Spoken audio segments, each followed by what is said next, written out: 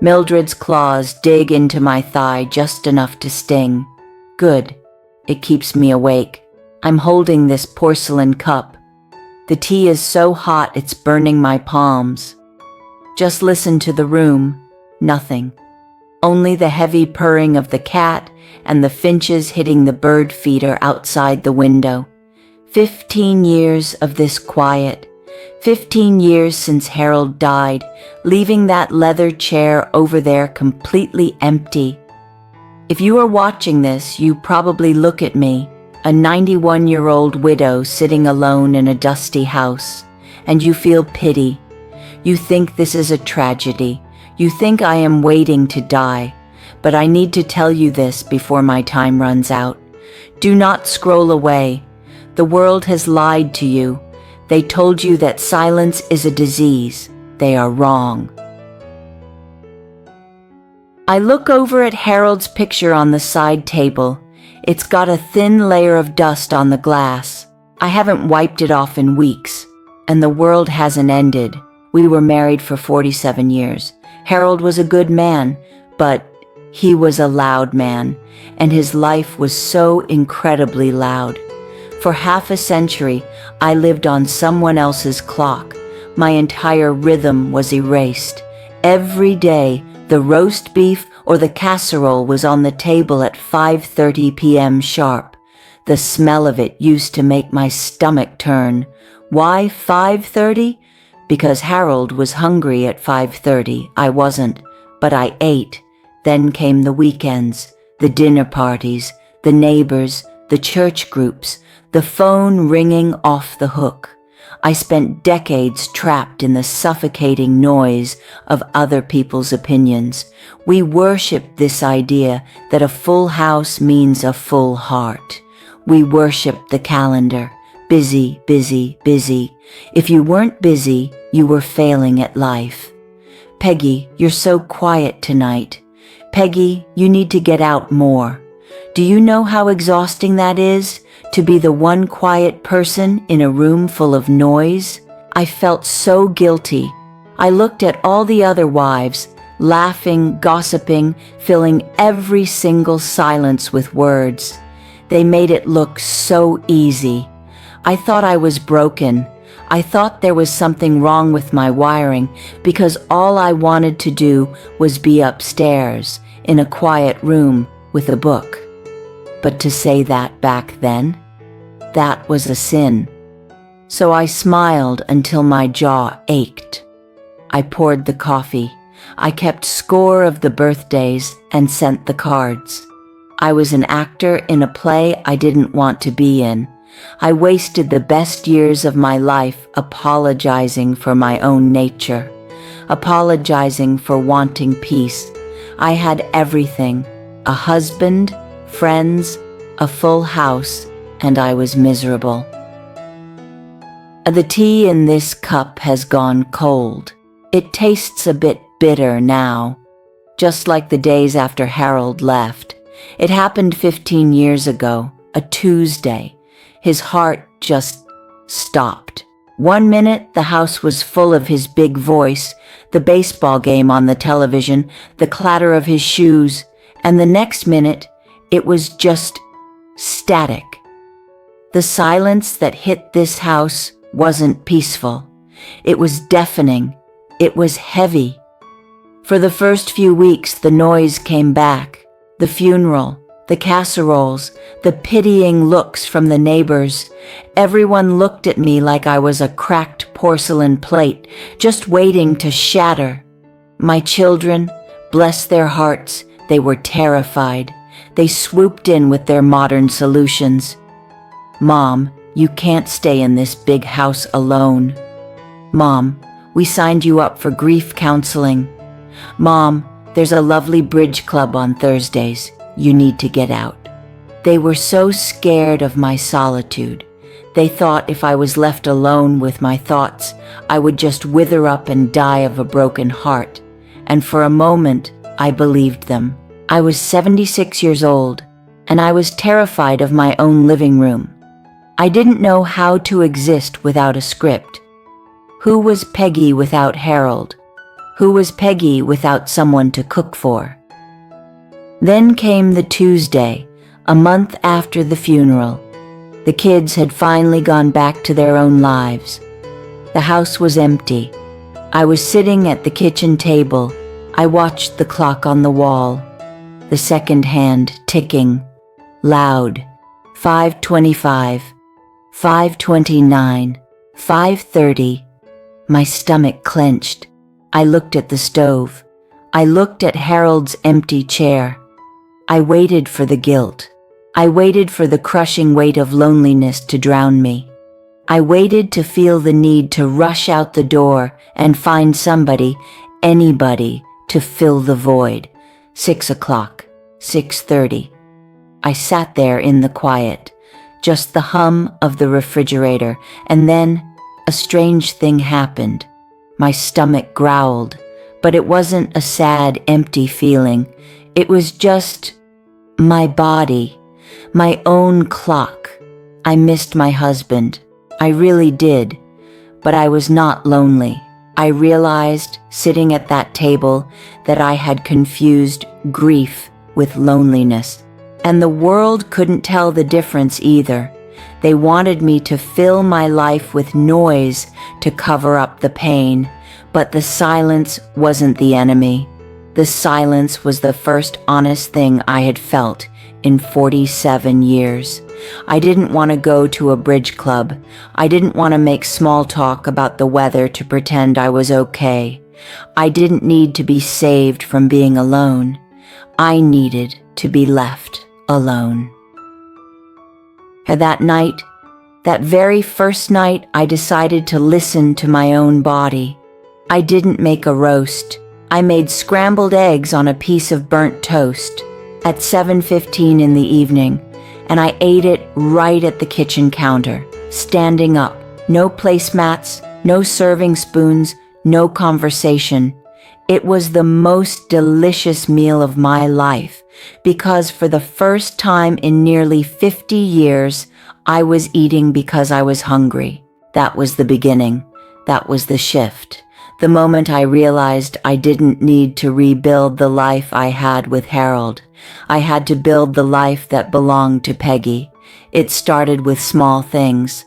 I stopped making the bed with the 17 decorative pillows that nobody ever used. I left the curtains open at night so the morning sun would wake me up, instead of that terrible screaming alarm clock. Then I got Mildred. Look at her sleeping here, 11 years old, missing half an ear. I found her at the shelter. She was the only cat in the room not making a sound, just watching. I knew we would get along. She doesn't demand anything from me but a warm lap and a little food.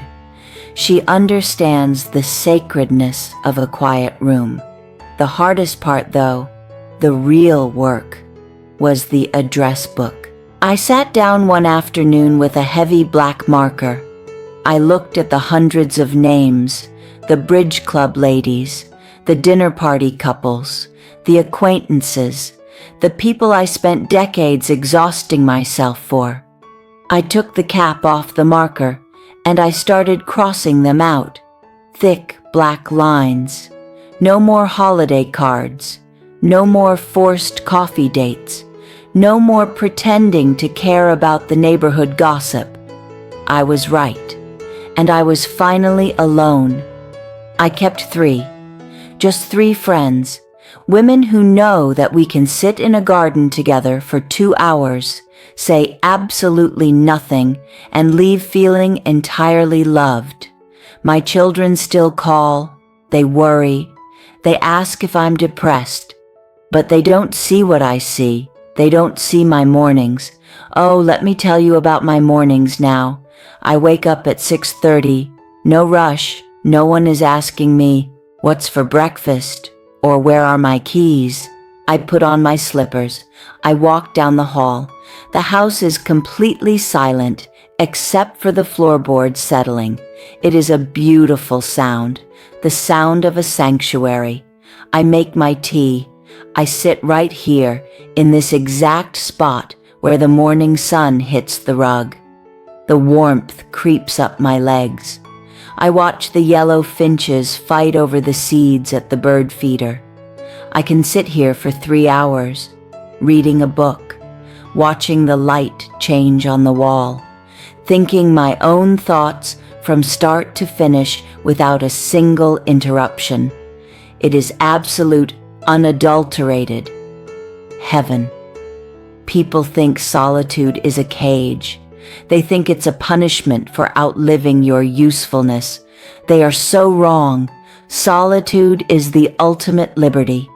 It is the freedom to drop the mask, to take off that heavy, exhausting costume I wore for decades, the costume of the hostess, the social butterfly, the good wife. When you are truly alone, you never have to be right. You never have to compromise. You never have to explain yourself. I look around this living room now. Everything in it is exactly where I want it. The books are stacked my way. The thermostat is set to my comfort. The air is still. I have nothing to prove to anyone anymore. I am not lonely. I am full. I am so completely full of peace that sometimes it makes me want to weep. I traded the applause of the crowd for the purr of a cat, and I won. And the tea in this cup is completely cold now. The afternoon light is fading. I am 91 years old.